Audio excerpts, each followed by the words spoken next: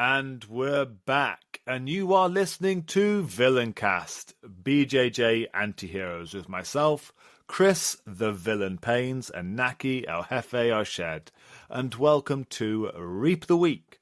But first, a quick thank you to our members at In Theory BJJ Concept Driven Jiu-Jitsu.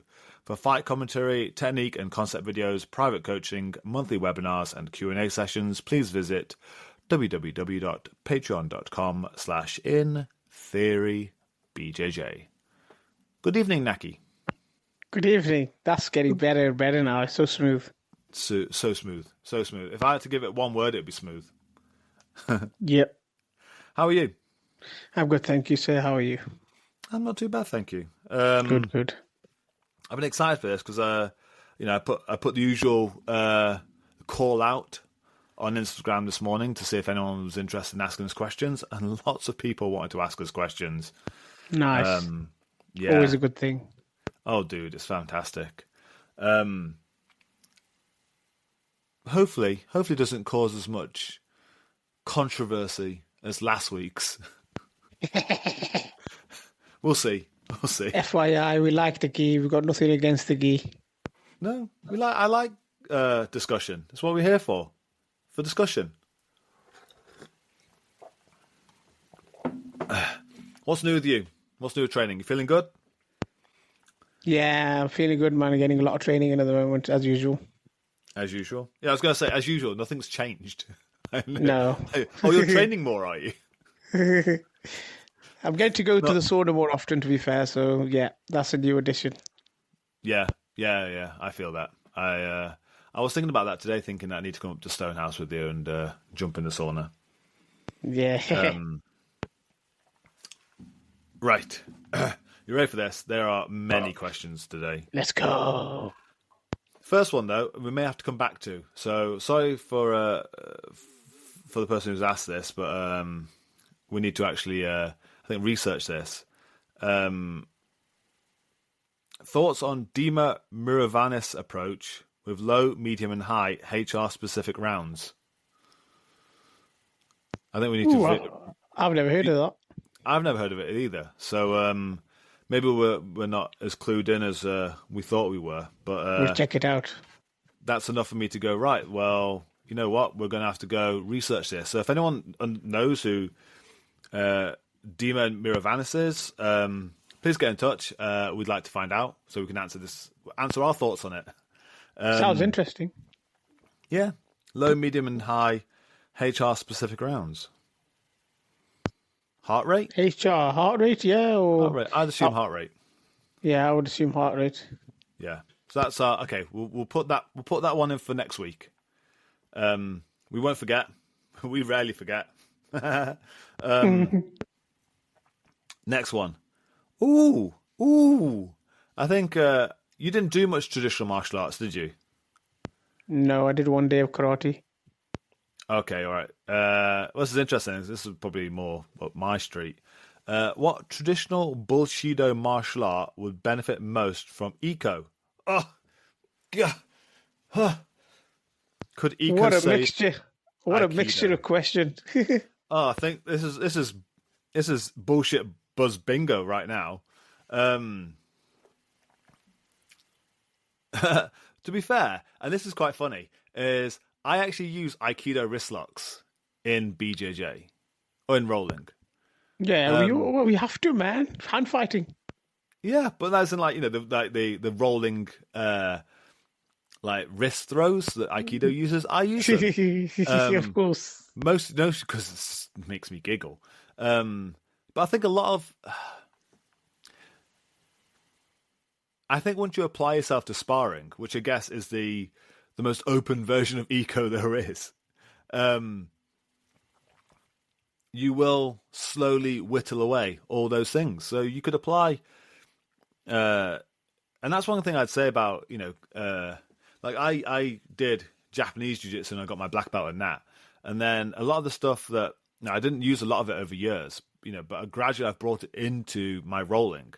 And now I actually use stuff that I learned 24 years ago. And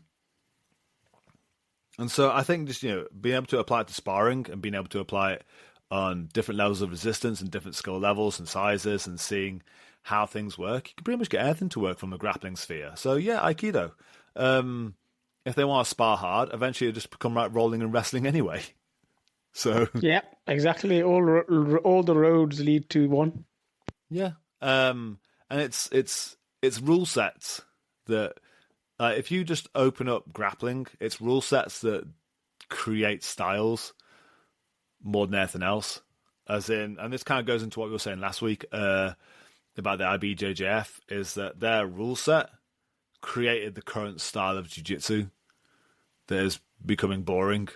Then you've got the no-gi styles, which are more open, ADCC rules and or EBI and whatever.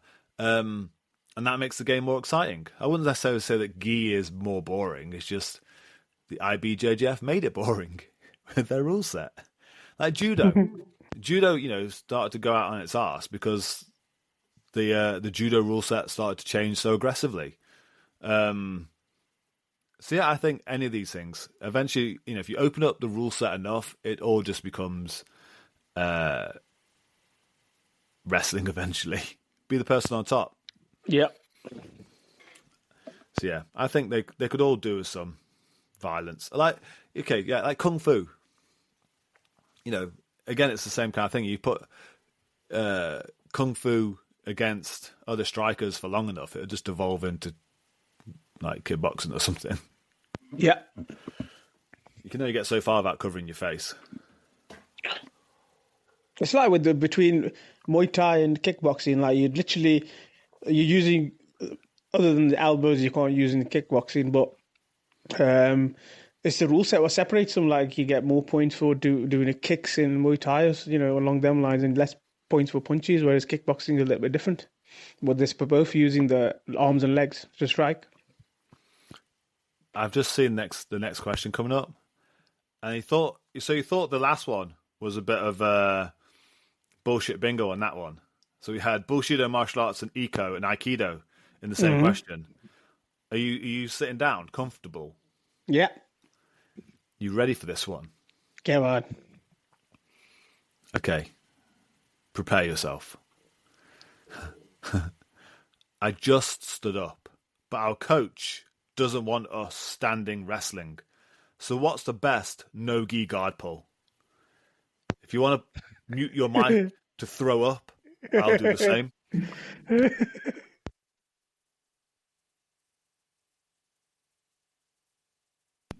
There we go. I'm back. I don't get that, man. I don't get that, man.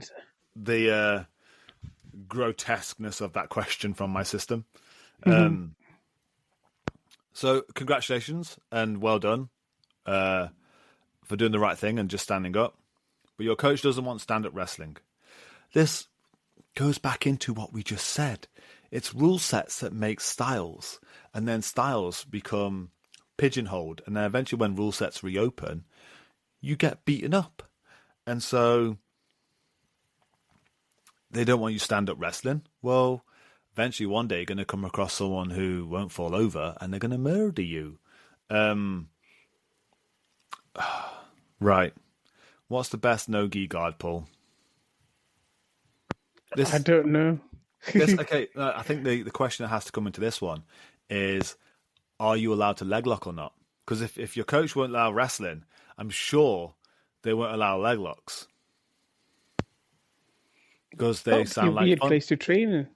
They sound like fun sponges. Yeah. Just sucking up all the fun out of everything.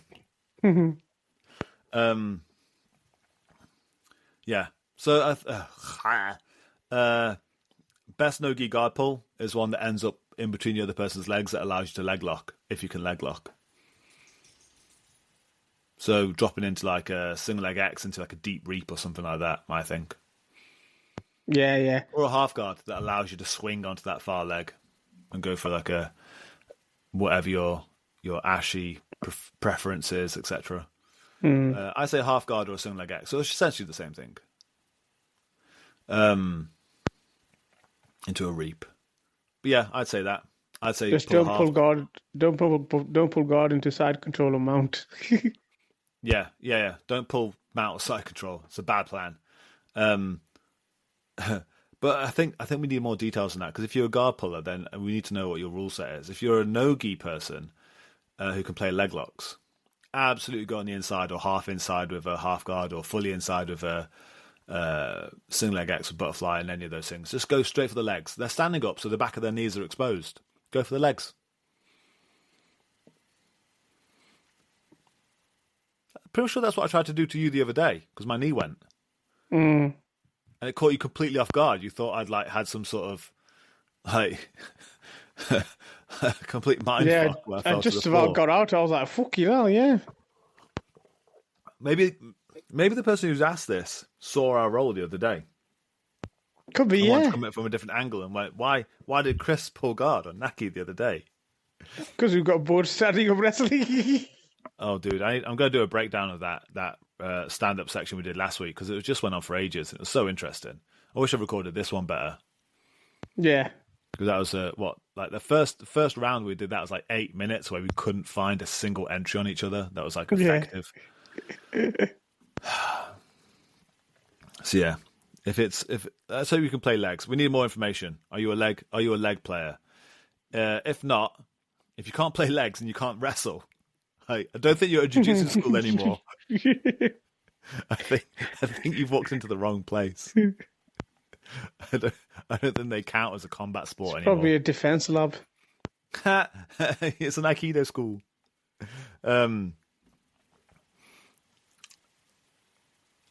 Next question.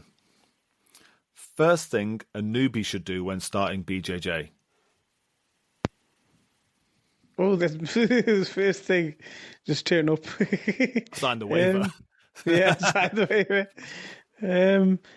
Expect to be, sore for a few months.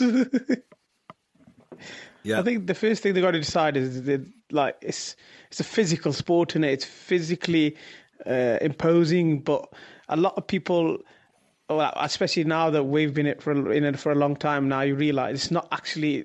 It's physically imposing, but mentally it's way more imposing. And I think if you can mentally be prepared for it when you decide that you were going to stay or not, I think it's the mental preparation that you got to have. Look, whether it is for you or not, and if it isn't, then you got to accept. Look, I can't do this, and But I think I was speaking to this someone today about, in fact, in the sauna, where one of the lads was asking me, he wanted to like try grappling and stuff. I was just talking to him about it, and I was explaining to him how it works, because he asked me like, "What's the actual goals?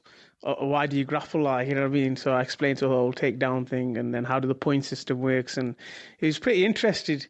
And I was literally saying same thing to him, because he was saying, when I'm ready, like, I'm gonna let you know. Like, I'm like, look, there's no such thing as being ready. You've got to like prepare yourself, or just come in. And I said the same thing, like, just accept. If it's for you, you'll enjoy it, and you'll keep coming, and you'll get the bug. If it's not for you, you'll stop, and you've got to accept then that it's not for you. completely. Like, I think that's, like we said before, like, it's when someone walks in, if they are that kind of weird breed of people that likes to be hurt, because you need to enjoy being hurt for a period of time. Yeah. And yeah, like, and everyone says like, oh, you need, you need to be fit enough and stuff like that. We've had enough people from every walk of fitness walk through those doors, and it doesn't matter what fitness level you're at or what your previous sporting experience is. It doesn't matter when you get into rolling. You're gonna suck anyway. I think it's like I remember reading one thing years and years and years ago about fighting. It's like the highest form of competition. Like every other competition sport devolves into fighting eventually. Like when it escalates, like there's nothing else. Like exactly. if you're playing basketball or football or chess or anything like that, and the other person beats you, and you're like, well, fuck you.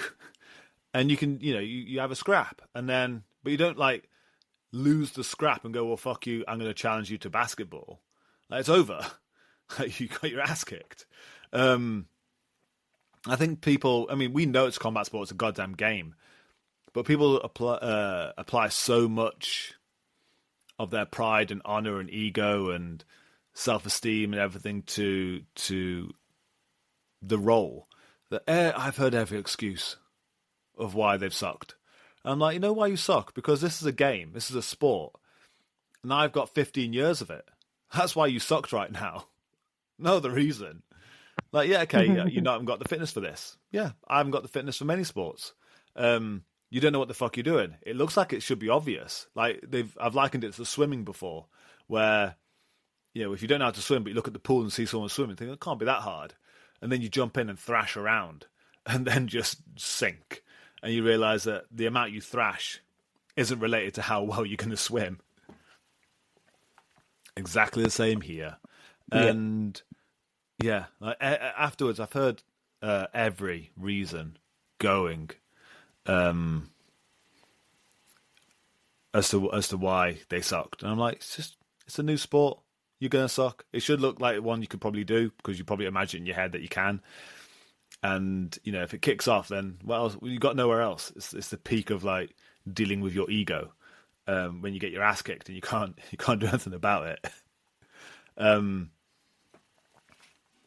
But on a technical level, first thing a newbie should do: fuck guard, fuck submissions, fuck all those things. Don't listen to YouTube. Don't do any of those things. Learn to stay upright. Just learn to stay upright. Learn to keep your balance. Don't fall over. That'll take you a while. If you do fall over, learn to stand up again safely. And if someone tries to knock you down, get back up again. That's all you need to learn for the first month. Yeah, After fundamentally speaking, agreed. Learn to be on top. Be on top as well. Control. Yeah. And then, like, we had one of the guys on Monday tried to rip my head off. And I said to him, I rolled with him now, a reverse situation. It was, it was a lad who's only been with us for like 4 or 5 months right now. And obviously he's seen some stuff on YouTube and he got a snifter at my neck. And I was like, it's cool. I understand you saw a bit of blood and you wanted to go for it, except you had no control. And so I said to him, if you're serious about this, no more submissions for the next year. I don't want to see you do another submission. I want to see you get control first. Keep control. I don't care if it's boring. Keep doing it. If you see me in a year's time, if you've got great control, then we can talk about submissions because you're going to get those submissions. But until then, don't Hail Mary submissions. Don't. Because he goes, oh, but that's how you win. I was like, no, I want you to change in your mind what a win is. A win is dominating the other person, not catching the submission.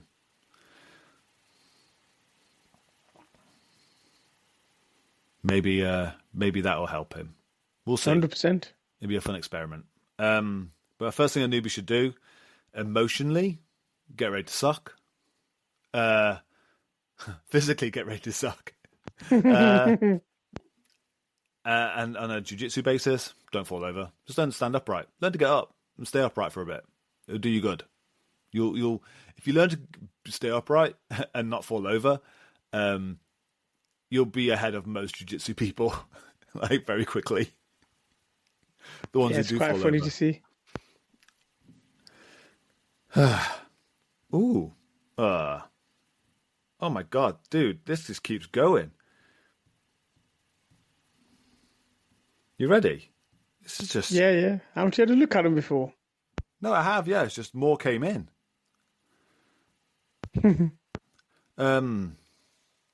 What drills or games do you recommend for getting better at guard retention? We teach like frames.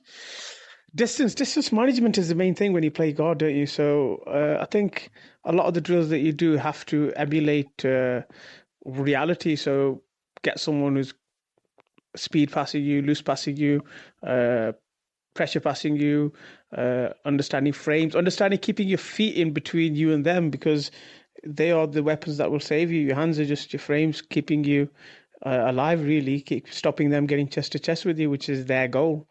So yeah, again, it goes down to that eco route, doesn't it? Where we don't really teach much of guard retention, we teach guard passing, and then the byproduct that we get is people learn to retain guard as well. But obviously we tell them about the frames and a little bit of innovating. But again, it's that getting up. It all comes together of keeping your legs between them and you. And I think that's quite good for us, Ante, over the last year, where we haven't actually taught any retention. All we've done is pass the guard, and guys are getting good at actually playing guard and finding different guards themselves. And then when we talk about the names, they're like, "Oh, is this what it's called?" But they're automatically doing it because they have to stop people who are trying to pass their guard. And there's only a limited amount of ways you can do it. Well, yeah, exactly. And the way I've explained it to people in the past, and like when I've made drills about it, is to say that I was, stolen from a brilliant black belt, Eric Baider, who's I think he was at Penn State wrestling as well. So he's solid black belt and solid wrestler. And he was doing a class at the Globetrotters camp in 2015. And he said to a room of jiu-jitsu people, "How do you stop a double leg?" And everyone just said sprawl. He went, "No, you put your hands on them. And if they get past my hands, they've got to get past my elbows. If they get past my elbows, then yeah, I've got a sprawl, but it means I've fucked up twice." It's the exact same with guard passing. It's like, if I can get my hands and the soles of my feet on you, great. If you get past my hands or the soles of my feet, I'll use my shins or my forearms. If you get past my knees, then we've got a problem. But every guard pass, by definition, is you touching north of my kneecaps. G-spot passing. And so a basic drill game to get better at guard retention is just have someone try and pass your open guard whilst you put your hands and feet on them. That's it. And if they get rid of your hands and feet, put them back. Block them with your shins and forearms, and then put your hands and feet back on them. That's basic guard retention. Have an imaginary line that if they walk backwards, you don't follow them, so you don't outstretch, because they're going backwards anyway. And that's it. Just keep framing and blocking with hands. Try and keep two joints between you and them. So ankles and knees, or wrists and elbows. Always keep them south of your hands and feet. That's it. And like I've done it, like, in privates and stuff, like prove the point, as I've blindfolded myself. And so, right, try and get past my guard. And it's very difficult if I can put my feet on you. Yeah, agreed 100%. Works, I've tried it as well in privates, where I haven't told them many things or many different guards. I've just said, do this, and they get it straight away. Yeah. Oh, I've seen it. I've seen people's guard improve dramatically, very quickly. And I said that every time you choose a guard, you are giving up your knees or elbows in some way. But it's a choice that you're attacking. You're exposing yourself. And as long as you know where you want to go back to, blocking with your feet, hands, forearms, and shins, then just go back there the second you smell danger, and then re-attack. Just keep doing that. Like, it's the first thing you should learn. Like, if anything regarding being on your back, the first thing you should learn is get up and how to get up safely from being on your back. And the second thing you should learn is, if you can't get up, how to block people from coming near you. The third thing would then be actually learning guard. But again, there's two things you had to learn before that, before you learn any guard. And that goes back to what we said earlier about newbies. Don't teach them guard. It's too complicated and it fucks them up too much. Like, teach them those things first. Teach them to get the fuck up. And if once they've learned that and they're being held down again, even though they're trying to get up, teach them about blocking with their hands, feet, shins and forearms. That's it. And then we can look at guard in the future, but not yet. It's too difficult, too hard. And you teach them that. Like, we've got, prime example is a certain gentleman in our gym, and he's only just getting into guard now, 1 year in, because he's watched too much YouTube. But before that, all he was doing was this, and he was fucking annoying. It was so good. Don't make it too complicated. It's really easy. Knack. Go on. Oh, this question seems so appropriate considering what happened on Monday. Any tips for anti-wrestling and aka keeping the fight standing? No pull guard.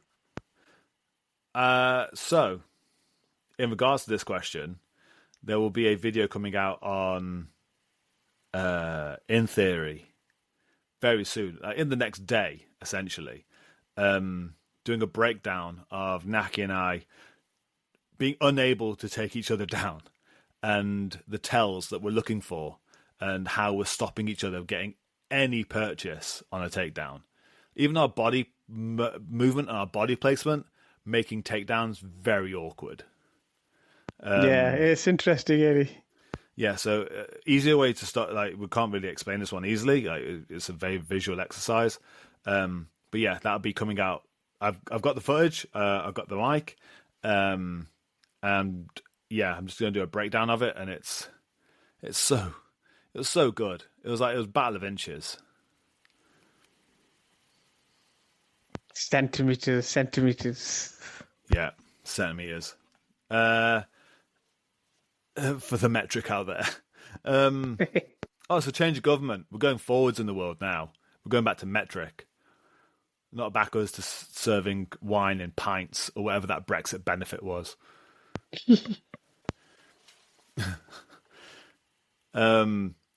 What is your favourite takedown? That's a question. What is my favorite takedown? Single leg.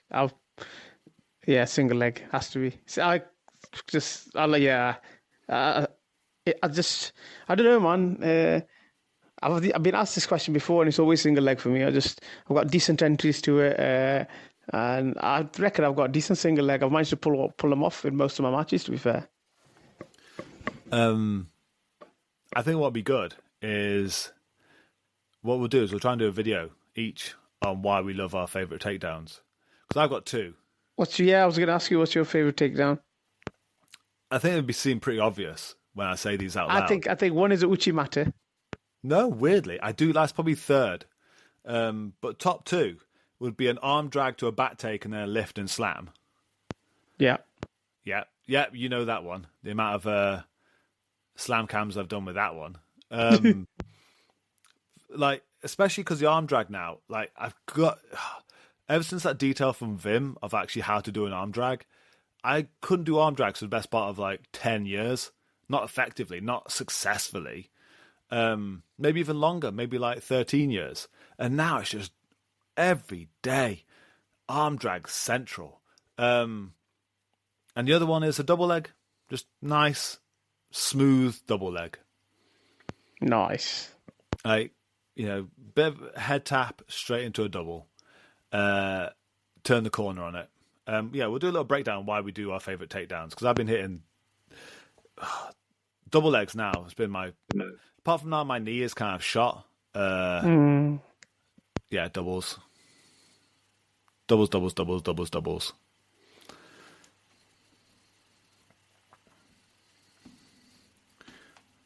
Right then. I'll answer this question first, because it seems kind of similar. Is how did Chris defeat a Viking in Gleamer, asking urgently for a friend? I think someone's gone to the Iceland camp. Lift them, because you have to stay upright. You have to like stay kind of groin to groin. So Gleamer is the Viking wrestling. It's how the Vikings kind of settled disputes. And you're not allowed to let go of the grip. And all I was doing, because I'm quite tall, is I'd lift people off the floor and then essentially like ashibarai them, just sweep the leg. Essentially the same thing that I was doing from the back of lifting people and like kicking their leg sideways. That's all I was doing, was just taking people out of Gleamer for the last couple of times in Iceland by lifting them and then just like kicking their leg sideways. That's it. Just lift and ashibarai. Or I guess like a kosotogari. Look up those two throws. Person, listen to this. Kosotogari and like the ashibara or ashibara, whatever it's called. All day long. In Gleamer, killer move. Last question, Nak. We actually burned through these quite well. Wow. Concepts for straight footlock defense. Oh, straight footlock defense. Well, it should go back to number one first. Don't let people behind the knees. Like, that should be number one. Yeah, But I yeah, think yep, whoever's yep, yep, yep. asking, I think they're more asking specific when they're probably locked in, aren't they? So I reckon, I mean, with any kind of ankle lock, there's always a pinch. So you got to deal with the pinch before you can deal with any grips. And I think flexing your foot, putting the boot on helps, but you expose yourself to a heel hook then. So you've got to be good at, unless in the rule set you can't heel hook, then that's fine. But I think that's bad practice not to practice defending heel hooks and ankle locks at the same time. Um, Even if the rule set doesn't allow it if you compete. But yeah, the killing the pinch, using your other leg to frame and kick away, putting the boot on, separating the legs. Yeah, and quite early, really. Don't let people behind your knees, man. I'm pretty sure there's a video I've got out there. It might have been. It is on In Theory, actually. It was from my time in Georgia, I think it was, about talking about straight ankle locks. So it's out there. And it's actually talking about the. So they've got one about the Imanari defense, where he separates the legs and gets them in an ankle lock of himself, like almost like a terror lock kind of thing. Or just in general, if they're anything that's touching north of your knee, get rid of it. That's it.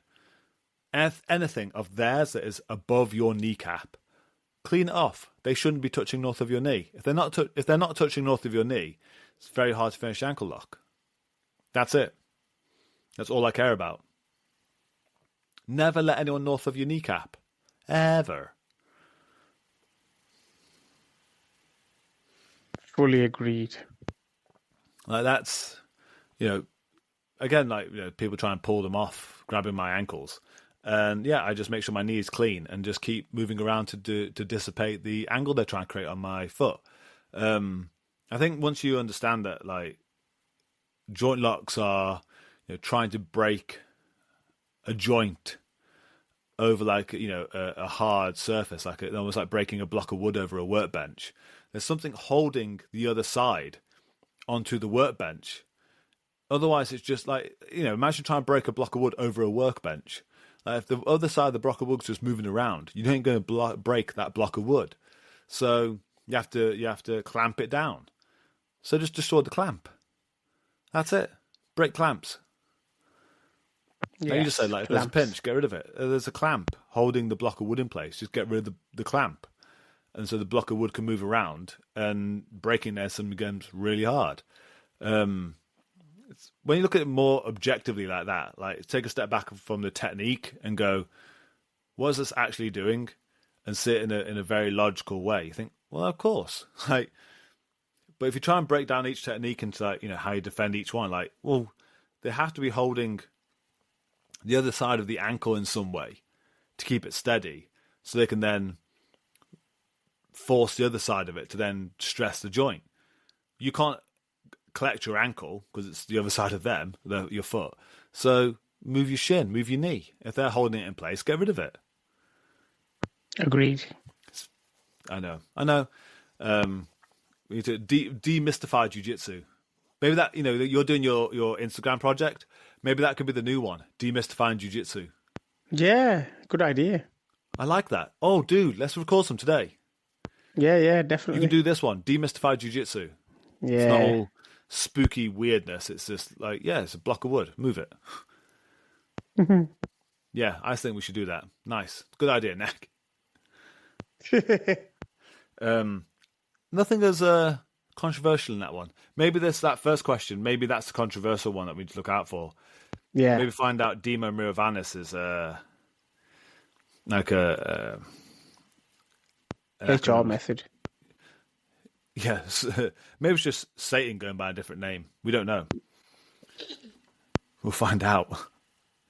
Maybe he's a really nice person. Who knows? But there was nothing really controversial in that one. It was quite middle of the road. Maybe we're setting ourselves up for next week by saying this. Like, say, okay, nothing controversial this week. Give it to us. Give us something that will cause uproar. It can't be Villaincast otherwise. That's the problem, Nak. Yeah, most weeks we're helping people. Yeah. We're giving advice. It's like some sort of like the middle pages you get in like the newspapers, like Ask Susan or something, where it's like you're asking for like boyfriend advice, and like and that's what we're doing. It's like people are just saying like we're an advice line. My coach is hurting me. What do you think I should do, Susan? And we just that's what this has become. It's become Hit toothless. him back. Yeah, exactly. We need to put the villain in Villaincast. So yeah, anyone. Next week when I put this up, send us your vile ideas, please. Maybe not too vile. I don't want to go to prison. I was going to say. Mildly villainous. Nothing prison worthy, please. Anyway, so yeah, Naki's going to definitely start demystifying jiu-jitsu, and I'm going to put up a breakdown of Naki and I trying to take each other down and failing miserably for a long period of time. Thank you, sir. It's always a pleasure. No problem. Yes, always a pleasure, never a chore. I will see you tomorrow. I'm Yes. looking forward to it. There's stuff we need to do. Yeah. See you tomorrow, sir. See you tomorrow.